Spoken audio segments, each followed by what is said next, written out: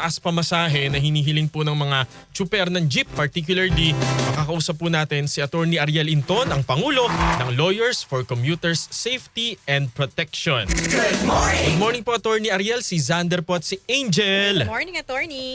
Yes, good morning, Sandra, Angel, at good morning sa ating mga taga-subaybay. Opo, una ho muna yung big time oil price hike. Ano po ang reaksyon ng Lawyers for Commuter Safety and Protection dito, sir?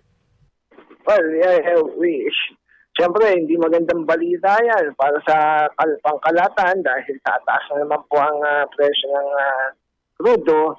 Kaya naman ang impact niyan directly na tatamaan ang commuters and at the same time yung mga nasa transport sector.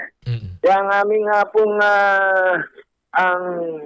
ang original na panawagan namin sa pamahalaan ay yung ang excise tax ay masuspindi muna, pero hindi naman napagbigyan yan at ang kanila lamang sinuspend ay sa kerosene, hindi naman panawagan ng publiko yun.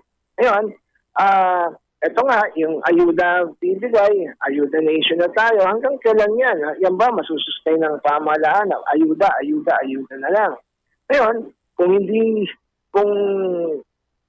titignan naman natin itong mga nasa transport groups, matagal na po yung kanilang petisyon for fair increase, provisional fair increase na piso. Inabot na po yan mga ilan ng taon. Palagay ko naman po, bagamat yan ang pasahero,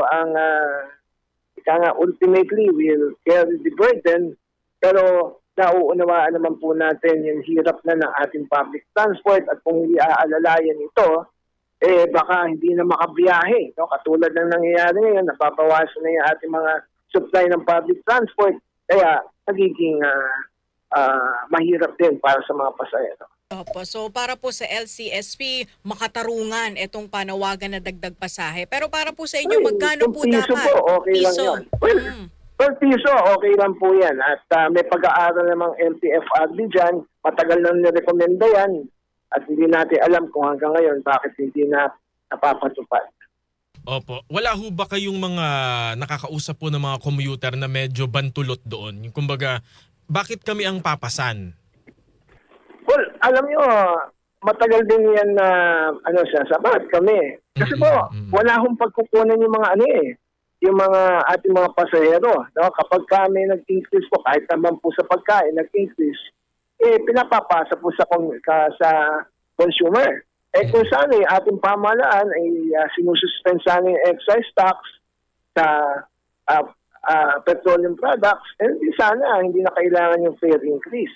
Kaya lang, hindi iba pananaw nitong gobyerno natin, ang pananaw nila ay malaki mawawala sa pamahalaan kapag ginawa yun. Opo, pero ang sinasabi nga po ng ilan sa ating mga transport sector, magkakaroon naman daw po ng aumento sa sahod. Etong ating mga manggagawa, yung mga commuters, kaya deserve naman daw po na kahit paano pagbigyan yung kanilang hirit. Yes, opo. Sa tingin ko nga po, yun ang isang justification. Opo. How about fuel subsidy, Attorney? Okay lang po yan, pero hanggang kailan po kakayanin yung fuel subsidy? Opo. Yung 2,000 piso po para sa mga 4-piece. Okay po rin yan. Sige po, sige. Basta kung meron, sige. No? Pero sa amin, ang kailangan natin dito ay long-term solution. Maaari niyo bang banggitin po ulit yung mga sa inyo pong palagay bilang abogado na long-term Suspension solution? of the excise tax is number one. Yan po. At kapag yan ay ginawa, sinasabi nila malaki mawawala sa gobyerno. Hindi na po bago sa gobyerno yan na malaki nawawala. Alam naman natin malaki na nawawala dito sa mga pandarambong ng ilang mga politiko. So, dito, hindi naman mawawala kasi ang mga bibiyayaan ay ang mga taong bayan. Opo. Attorney, kuhanin ko... Attorney? Ay, naku, pasensya na po kasi may hearing lang po. Ay, okay lang po. Kaya Sige tawag po, na po ako Attorney. sa Maraming salamat po. Thank you po, Attorney. Maraming salamat po. Nakausap po natin si Attorney Ariel Inton. Siya po ang Pangulo ng Lawyers for Commuter Safety